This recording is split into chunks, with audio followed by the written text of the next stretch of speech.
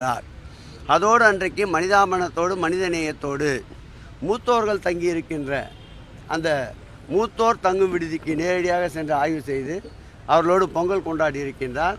அவர்களுடைய தேவைகளையும் அறிந்து சென்னையிலே செயல்படுகின்ற 57 மூத்தோர் குடியிருப்புகளையும் மேம்படுத்துவதற்கும் அவர்களுக்கு தினசரி அளவீடான அவர்கள் உணவிற்கு தருகின்ற அந்த படியை உயர்த்துவதற்கும் மாண்புமிகு தமிழக முதல்வர் உத்தரவிட்டிருக்கின்றார். அந்த வகையில் வடசென்னை வளர்ச்சி திட்டம் என்பது காலம் காலமாக கார் உள்ளளவும் கடல் நீர் உள்ளளவும் மாண்புமிகு முதல்வருடைய பெயரை சொல்லும்.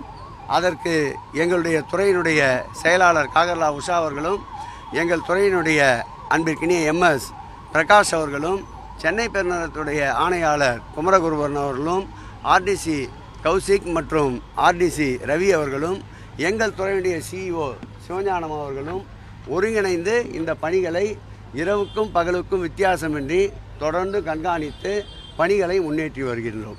அதிமுக சார்பில் 5 வாக்குறுதிகள் கொண்ட முதற்கட்ட தேர்தல் அறிவிப்பு என்பது வெளியாகியிருக்கு. அதில் மகளிருக்கு 2000 ரூபாய் கொடுக்கப்படும், ஆண்களுக்கு இலவச பயணம் அதெல்லாம் சொல்லியிருக்காங்க. நம்ம திமுக அரசு அமைஞ்ச பொழுது இந்த திட்டங்களில் செயல்படுத்த முடியாதுன்னு எடப்பாடி பழனிசாமி சொல்லியிருந்தார். இப்போ அதையே அவர் அந்த வீடியோ வைரலாக நேற்றிலிருந்து சென்று கொண்டு இருக்கின்றது. சிந்தையில் ஏதாவது இருந்தால்தானே புதிய திட்டங்கள் சிந்தனைக்கு வெளியே வரும், சிந்திக்க முடியும். சிந்தையில் ஒன்றுமே இல்லை. திராவிட முன்னேற்றக் கழகம் எதையெல்லாம் முன்னெடுக்கின்றதோ அதை பின்தொடர்ந்து அதில் ஒரு 10% கூடுதலாக்குவது தான் அவருடைய பணியாக இருக்கின்றது.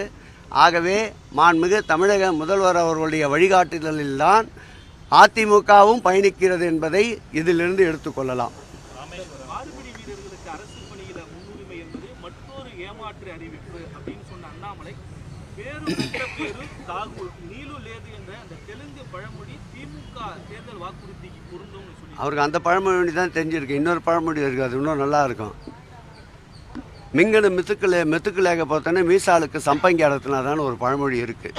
மிங்கனு மெத்துக்கன்னா சாப்பிட்றதுக்கு சாப்பாடே இல்லைன்னும் போது பீசைக்கு எதுக்கு ஜாம்பவன்னு சொல்லி கேட்குது. அது மாதிரி எந்த விதமான பதவி இல்லாத அண்ணாமலை இதை பற்றியெல்லாம் கேள்வி கேட்கறதுக்கு உண்டான தகுதியை வளர்த்துக்கிட்டோம்.